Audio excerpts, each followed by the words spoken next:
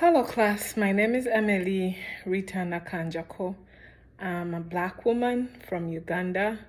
I'm also 38 weeks pregnant, expecting a baby anytime. This is my box. These are the images outside my box.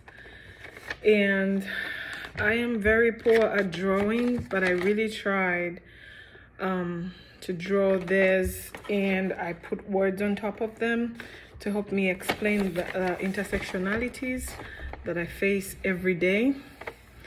I'm going to reach inside my box and show you some of the items I put inside. Now, I'm a female. I'm 35. I'm a Christian woman. I'm a working class woman. And I'm also black. I identify as black. The things that I've chosen to put inside my box have made me who I am in so many ways. As a black woman and as an immigrant, I know that I have had to work hard, or twice as hard, to get anything that I have had or anything that I have had to get in this life. I know that I've had to work twice as hard. At my age, where I come from, the professor introduced and showed us a little bit of video of how people are back home in Uganda, but we also have goals for life. As a little girl, you grow up and you're told, oh, by 22 you have to be done with school, you have to be married by 35, by 25, you have to have children by this age. And so many times people or girls have a problem identifying, because they look and they are 30, they're not yet having children, and they kind of, so at my age, there's so many things that are expected of me. People expect me to look after my clanmates. People expect me to be responsible. People back home expect me to be in position to look after my parent. And people, because I'm in America, I'm expected to look after other children and other children and others. I'm also female, meaning so many times I've had to fight for what I want, because so many times I've had to be dismissed. My feelings have had to be dismissed and all that stuff. I'm a Christian. This shapes how I am. It helps humble me. It helps me walk in the footsteps of Christ. And it helps me be realistic, to want to hope in any way that I can in this world, and make sure I leave this world a better place that I found it. Now, outside my box, I made some intersectionalities. This right here is supposed to be me, a black female, who is often seen as an inconvenience, who is often thought to be poor, who is often thought to be uneducated,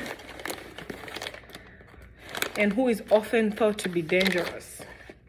We have seen so many videos in these readings that the way black women have suffered, the way black women are achieved, and the way black women are killed, even when they are alone. Ooh, that's a contraction, I'm sorry.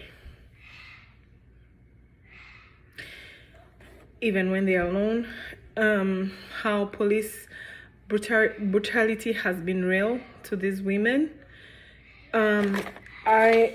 About the inconvenience, I'm gonna tell you a short story where one time I was in a store. About 2 weeks ago, I went to the store.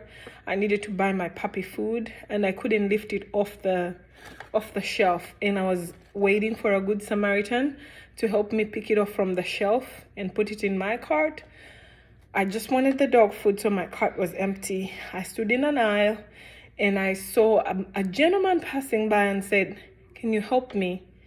And even without listening to what I need help for, he says to me, "I have no cash. and he walked away. And I looked at him and I was like, why would he assume that I need cash from him? Or why would he assume that I'm in the store to beg for food? It shows me that this is often how Black women are seen, as an inconvenience, as poor women, as women who are uneducated. I'm getting my second bachelor's degree. And so many times I've had people who have asked me, how come you can speak English? They've had all these stories about Africa, and some of them really don't imagine that a girl can go to school in Africa and actually come here and be educated. But those are some of the intersectionalities I've had to face. Like Chimanda Ngozi said in the video we saw in week 1, I identify with that woman. I identify with her because, like her, I've had so many people ask me these questions that they cannot believe you compete. At some point, I was in a store another time. I had a lot of food that I was buying. I have a catering company, a catering service. So I had a lot of food, and this woman was shocked to see that I was actually paying for the food with cash, not with food stamps. And it just goes to show you how many times we are left at an intersection, and there is so many things we will be denied, and so many people will be at the defense of knowing me, not because they don't really want to know me, but they have already assumed in their mind who I am. And these things have already blocked what I am to them. Instead of going out to know who I am, they will immediately think of me or see me as I am showing myself in this box. All right. Nice to meet you all. Have a good one.